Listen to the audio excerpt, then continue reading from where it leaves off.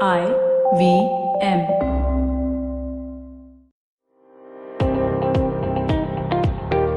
Welcome to All Things Policy, a daily podcast by the Takshashila Institution. We are a bunch of policy nerds based in Bengaluru, and we like bringing fresh perspectives to Indian affairs and Indian perspectives to global affairs. So grab a cup of coffee, sit back, and join us for today's chat. Hello and welcome to All Things Policy.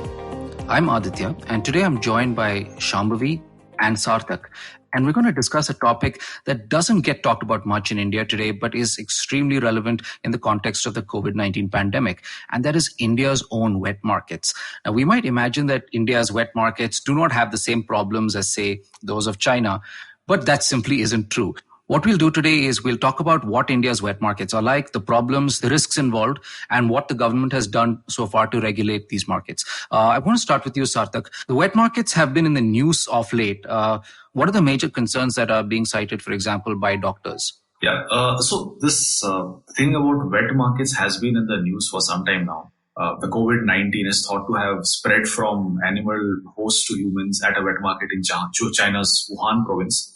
So Wuhan seafood wholesale market is probably the place from where it happened. And in India also there has been a fear that wet markets in India are also there. So there's a fear that maybe we might also have these kind of circumstances in future. Maybe there will be some other virus emerging from India as well. So recently, last week, there were some 100 doctors who wrote to the health ministry and they demanded that if you have whatever slaughterhouses are there in India, if they're not following the guidelines as per the Food Safety and Standards Authority of India, or they're not following the guidelines of prevention of cruelty to animals, then they should be closed. And in this letter to the health minister, they have also asked for banning wet markets. They were against intensive animal farming. They have also asked for a ban on consumption of wildlife. And this is not the first time that someone has written to the government for banning wet markets. Different animal welfare organizations, animal protection organizations, they have also written in the last couple of months that wet markets need to be banned, animal markets need to be banned, animal fairs also need to be banned across the country. So it has been fairly in the news. And I also was not aware of all these things. I was also not sure how many wet markets are there. We do not have sufficient numbers or sufficient data about what are the wet markets in India. But there was a recent article in Nature which talked about wet markets in India. And they have made different maps. So in these maps, they point out which are the places where you have a lot of wet markets. In India, West Bengal, northeastern states and Kerala have the most number of wet markets. And in these markets, you have agriculture products. But apart from agriculture products, you also have meat, you have different kinds of meat, poultry, bovine, fish, and sometimes some protected species are also traded, though it is illegal. And exotic animals are also traded here. Many of them might be associated with different kind of risks. There was a report which pointed out that turtle meat is rampantly sold in places like West Bengal, Bihar, Jharkhand, and other parts of Uttar Pradesh. All right, Shambhavi, we have been hearing these concerns about wet markets for a while, but it seems to me that it isn't just meat consumption per se that is the problem, but the conditions in which animals are kept and so on. What is the process of so-called zoonosis, of transmission of disease from animals to humans, and what are the major risk factors involved? Right. So when you think about zoonosis, right, there are multiple steps that have to be passed for a virus to successfully invade into a human being and then actually spread. So if you look at COVID-19, for example, the SARS-CoV-2, wherever it has started, in whatever animal species it might have started, it had to be proliferating in that animal species. Then it has to make a jump from that animal species into a human host, which means that it has to gain the ability to bind to some of the receptors that are present on the human cells, which might be similar to what was in the original host, but the attachment might not be 100%. So it has to really be flexible enough to be attached to a human host. Then it has to be able to survive the human immune system, be able to proliferate in that human, and then actually also gain the ability to move from that human to another human, and do that at a wide enough scale to actually cause an outbreak. This string of events to occur is a little difficult, and so something like COVID-19 or the SARS that we saw earlier does not happen extremely frequently. So we might have a lot more viruses who might be making that jump from the animal to the first human, but then to subsequently stay in that human and then to proliferate enough and find a mechanism to move to a second human are also biological adaptations, which are obviously not influenced by the wet market at all. The initial transmission might happen in the wet market, but the subsequent events are also extremely important for zoonosis to occur. If you think about the number of wet markets that there are, the number of animal species, number of viruses that there are, these are little rare to happen to the scale of COVID-19. So that's about the process of zoonosis. I just wanted to make a point about wet markets itself and why finding the origin of where SARS-CoV-2 come from is important. What we know from the WHO, for example, is that they are going to investigate, but China has asked for the pandemic to slow down for that investigation to happen. And it's extremely important to actually confirm whether this wet market in Wuhan was the original point from where the disease came. Because unless we know where it came from which animal it came from, taking precautions to prevent further such instances cannot happen. So it's really, really important that we find out exactly where SARS-CoV-2 came from, under what conditions, so that we can have better precautions at wet markets further. Okay. Now, obviously, all wet markets are not created equal. There are wet markets that are better in India than others. But Sarthak, what are the rules that the government has already in place for wet markets, and how are they implemented? Are they being implemented? Before we jump into the rules, the first thing that we need to consider is why should we have regulations or why should we have rules for wet markets? Now, see, if this is any other market, there's a transaction happening between a consumer and a producer. The producer is selling different kinds of meat and different kind of products here. But this is a very unique case in the sense that the transaction happens between two individuals, but a third person can get impacted in the process. So there is an element of externality here. There might be a transaction between two people, but because of zoonosis, because of mutation, because of this virus, someone else gets impacted in the process. So right now we have this pandemic. We are in the middle of the pandemic. I was not the one who was purchasing or was consuming that specific meat, which might have led to emergence of it, but I am getting impacted by it. So there is an element of externality here. So this is a type of market failure. And apart from that, another market failure can also be there, that is information asymmetry. So as a consumer, what you are consuming, you do not have that much idea about it. Those who are selling it, they might have greater idea or greater information about it. I mean, what is the circumstance? What are the situations in which the risk of disease transmission increases? Consumption of meat per se might not increase the risk of disease transmission, but how the animals were kept, how they were stored, what kind of interaction happened between animals and humans during the sorting process, whether their immune system was compromised. So there are many things here, many things which can lead to the different virus intermingling with one another, mutating. So all these things we are not aware of. So as a consumer, I am at a receiving end, and those who are the producers, they might be knowing more. So there is an element of information asymmetry, which is again a type of market failure. So because of both these things, externalities and information asymmetry, we need to have some sort of regulation, some sort of norms set by the government. But when the government is regulating this, it needs to look at multiple angles. One dimension is, yes, from the public health perspective, it has to look. But apart from that, all these wet markets, they are a source of livelihood for so many people. And people who are consuming these products, it is part of their nutrition, it is part of their dietary choices. I mean, we cannot restrict on that. So all these things have to be taken into consideration. Now, in case of India, there are primarily two kinds of laws which are used to regulate it. First one is the Food Safety and Standards Authority of India. It is a body which is a regulator of food and other products, and it sets different kind of guidelines, how food should be processed, how it should be manufactured. It also provides licenses to different organizations which are in the business of meat. Apart from that, prevention of cruelty against animals, that is another law which is also used to regulate this. So according to that, if there is any meat sold, then it has to be authorized by a veterinarian that it is healthy and safe.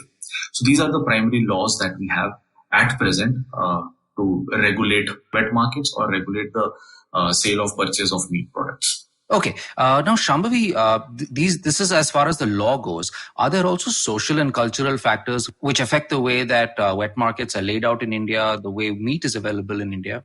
I think so. I mean, we obviously have a very pro-vegetarian, vegan kind of nuanced cultures that comes up in places. So, for example, when I read about wet markets, I automatically go back to my village and think about the market there. So, this one market which caters to around 15 or 16 villages around it. And so, if you go to the market, you first enter the vegetable and fruits, spices section. And then there's this little door at the back. So you walk through the entire vegetable market, and you go through this little door, and then you have to cross over a little nala, and then you basically end up at the fish market. And it is kept in this dingy little lane. All the fisherwomen sit together with the catch of the day. This is in coastal Maharashtra, so at least the catch is fresh. But they'll sit together. And they all know what each other have, so they'll point you to who has the best, whatever fish you want to buy. But that doesn't help in this whole zoonosis scenario, right? Because you have you do not always have open air. You have people who are huddled together with the meat, or you have like anyone who has. You also have the goat and other slaughterhouses just next to it, which none of this actually helps. Rather, actually, all of this helps with the zoonosis process because of the proximity and vicinity that they provide for viruses to jump across species, right? So, and that is something that really needs to change. And the other point is that meat is a preferred option for a lot of people. For example, I think in one of the reports, people were red ants, and people in Adi tribals eating red ants as a normal food. And I think making regulations that will impinge upon what people prefer to eat is a problem. You spoke about turtle a while ago at the beginning of this podcast, and turtle meat, though is illegal, in our village actually had a lot of people who used to steal eggs that were laid by the turtles to eat, and mostly because they did not have a choice, right? This was a really poor village, and people did not know what else, did not have money to buy vegetables. So stealing eggs was easier and a good form of protein. It is illegal. It should not be done. But when we create regulations and when we say that, hey, let's ban wet markets, we have to take into consideration that these foods are the primary source of nutrition for a lot of people. So it's not that easy to say that we should be just banning these things. It's getting regulations into place to provide hygienic places for people to sell seafood or meat is going to be an investment, but I think it's an investment we really, really need to make. Yeah, exactly. I mean, regulations have to be there, but at the same time, we have to also look at our institutions, whether they have been able to do all these things, whether they have been able to come up with different guidelines for various procedures, and whether they are in sync with all these realities. That is something needs to be considered. Now, when it comes to the Food Safety and Standards Authority of India, there was a CAG report, and then there was one parliamentary committee which also came up with its report. It did some study on the Food Safety and Standards Authority of India, and they find out multiple issues here. They found out that this report came in 2017-18. So the institution, the authority came into being in 2006, but within the first 10 years, they had not come up with the regulations for various procedures. Apart from that, the authority is at the level of the center, but they have commissioners at the level of the states. The food safety officers are at the level of the states. And in many places, many states do not have sufficient number of food safety officers, food analysts. The testing labs are not there. There's shortage of lab manpower. As a result of which, many times, all these things doesn't happen as expected. As I told you, that licenses are granted by Food Safety and Standards Authority of India. But if you look at the rejection rate, it is also very low. Many meat businesses, many of these firms which sell meat, or many of these slaughterhouses, they are supposed to have licenses, but they operate without licenses. Sometimes they operate even with expired licenses. Many of these testing laboratories do not have accreditation from NABL. They should ideally have it. And if you also look at the administrative structure, how the organization is set up. So they have the chairman, they have the CEO, and then you have different officials. The chairman and the CEO most likely come from the bureaucracy. They are generally the IS officers, and apart from that, there are 7 other IS officers in this body. So not necessarily they are experts, but they are the ones who heading the organization. So this also leads to issues. I mean, I'm not saying that they do not have experts. They have some experts, but it is majorly dominated by people who are generalists. So FSSAI also has had some other issues. For example, who are in this business. Most of these entities who are in this business are from the unorganized sector. So it makes it very difficult for FSSAI to track them, and also for them also it is difficult because they are also not aware of the different rules and regulations created by FSSAI. So multiple challenges are there when it comes to adhering to the safety and security safety norms, food safety norms. Actually, Sarthak, I wanted to add a point here. So I have a friend who runs a goat breeding farm near my village in coastal Maharashtra, and he supplies goats for the mutton industry in around Goa. And he was saying about how a lot of the from the supply side, a lot of the slaughterhouses are run as family businesses. And these are people who have been doing it for generations. And to get them to change is also difficult because they have a practice that has been running for a long time. So I think that is also another barrier for getting people to switch to other forms of doing business. Is it because of, is there any linkage between caste also? There is. Okay, so. There is. So there are people of a specific caste who will do certain forms of slaughterhouses, or other businesses. So that is also there. Okay, so I mean, in that case, maybe they have to be provided opportunities. I mean, that is what they are probably, I mean, when they want to move out, in that case, possibly they are lacking other opportunities and probably the social structures are not letting them take up something else. Yeah. But even within the social structure, for them to now upgrade to a different sort of regulation might be difficult simply because of having done something for a long time. So when we think of regulations, for example, I was reading that for slaughterhouses, all animals have to be attested by a veterinarian to say that they're healthy. And just reading the line, I think the amount of capacity we need to do and the amount of challenges a slaughterhouse might have to get that done on a daily basis, right? So our regulations also need to take into consideration the challenges that people on the ground face. Exactly. And on top of it, one more thing. I mean, many times what happens is these regulatory bodies, they not only, I mean, typically they should have a very clear mandate, right? This is something that you have to do. If it is food safety, you have to focus on food safety. But there is generally not much clarity on it. So food safety can also refer to health, nutrition. So many times the regulator, instead of just adhering to food safety, will also look at the nutritional value that you are getting from this particular product, and they will question it whether if the nutrition amount is not sufficient, they might again not pass the product. Those kind of approvals might not be given to them. Yeah, I mean even Zoonosis, for example, right? When we talk about hygiene and wet markets, we are thinking of stuff like cholera or salmonella, right? Which can happen quite regularly. So the virus contaminating a food, raw food, and then you not cooking it properly and eating it like that, causing disease, is very different from the virus actually jumping out from an animal species into humans, right? And A, that event might be rare, and B, when you think about it from that lens, I think people who run the wet markets are at high risk because they're always in that environment than someone who might just come and go out. And so providing health services for people who work in the slaughterhouses might actually be more important. Having them checked regularly to make sure that they are not ill and they are healthy might be a better way of preventing the spread of a zoonotic disease, such as the SARS-CoV-2. There was also a recommendation that they should be provided PPE. They should definitely be wearing gloves when working with animals. So those kind of things might actually be more helpful in providing a more healthier wet market than just saying that you should ban this. That's a really interesting point, Doc, because it would seem to me that a lot of these regulations that we're talking about may not be immediately feasible, but it might be possible to actually increase awareness and talk about the risk to people who work in slaughterhouses, people who work in wet markets, because, the zoonosis may not result in a virus that does human-to-human transmission, but even if it goes from animals to people, those people are at risk, right? Okay, so what are the things that you think that maybe governments can do to raise awareness about this issue? I think community engagement has to be the biggest. I think there's also some hidden assumption that these people are not aware of the risk.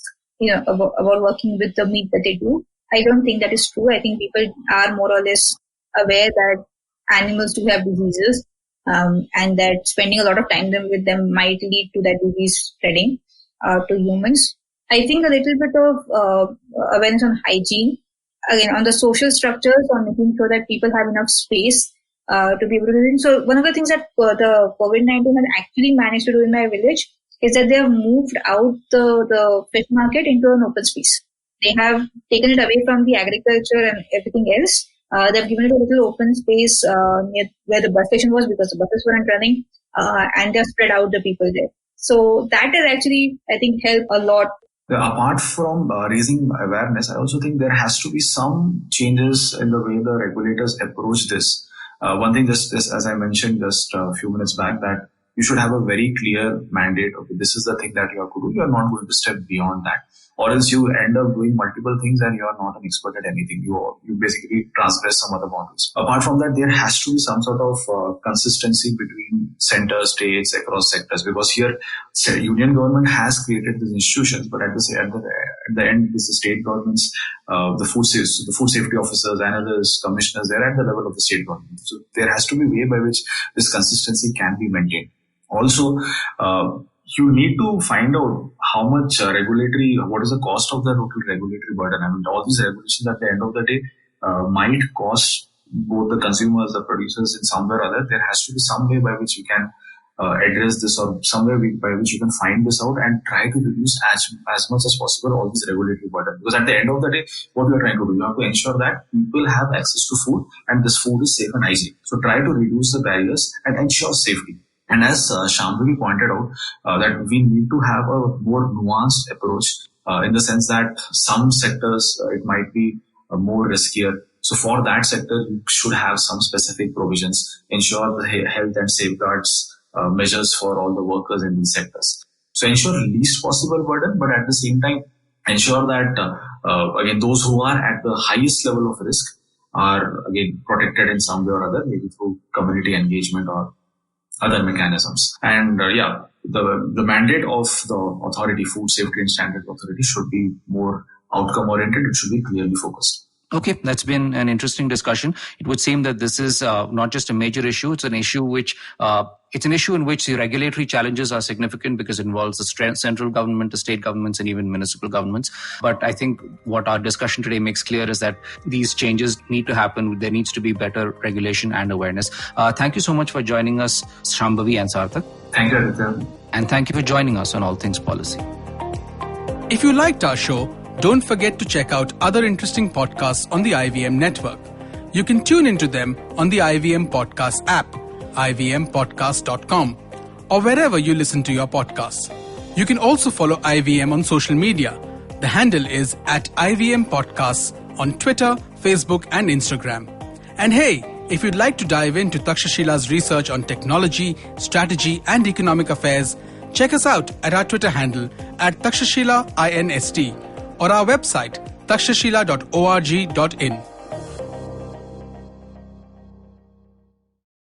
I hope you enjoyed that show. So been a really fun week on the network. Please do definitely check out all the regular shows that you do. But in addition, let me give you a few recommendations. On Agla Station Adulthood, Ritasha and Ayushi talk siblings. Really fun episode. I think you'll enjoy that. Nishad Pai Vaidya is on Cyrus and they discuss cricket and a lot of different things around cricket. I think you'll enjoy that as well. Old friend Parmesh Shahani, he was on Absolutely Right. Definitely do check that out. Tamal Mills was on Edges and Sledges, another episode which I've heard really good things about. I haven't heard it yet. I need to listen to that soon. And guys, Uncle Please Sit, definitely listen to that. They've been killing it. This week they have Abby Phillips, he's a doctor talking about medical misinformation. Last week Paramita Vora was talking about sex education and who needs it. They've been really killing it. Definitely do check that out. And with that, hope to see you again next week. Hi, my name is Anupam Gupta. I'm B50 on Twitter. I am the host of Paisa Vaisa, the show that talks money. On my show, I speak to experts from every field of money and finance, from stock markets, equities, debt funds, credit cards, life insurance, every possible area of money and finance that you can think of. We even did an episode on cryptocurrency. I've got fantastic guests from mutual funds to personal finance experts everywhere. Robo-advisory, startups, just name it, we've got it. At Paisa Vaisa, We help you make smart decisions about money. You work hard for money. Now make your money work hard for you. New episodes out every Monday, and you can listen to my show on the IVM Podcast app or any other podcasting app that you have.